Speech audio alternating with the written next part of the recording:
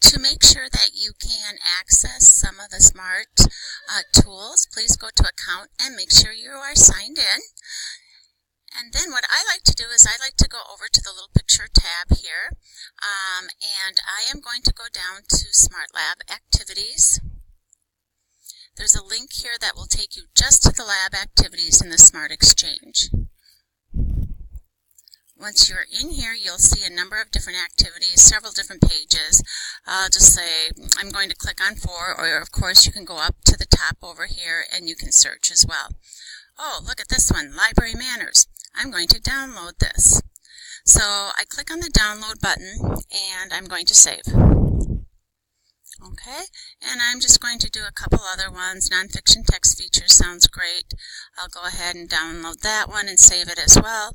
And any others that you would like to use, you can download, save. These are already done for you and you can edit them later. Once you're done with that, what you're going to do is go down to your taskbar to the folder. Okay, and you will have a downloads folder.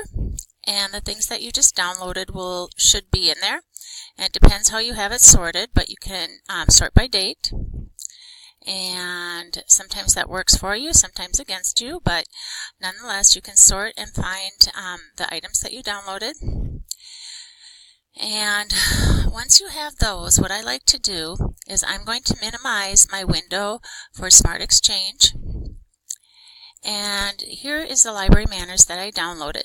What I'm going to do is take that, click on it, and I am going to drag it up into my content. Once you see the plus sign, you can let go. And I'll do all the other ones that I did at that time. I'll just put them up there. Once you have that plus sign, you're good.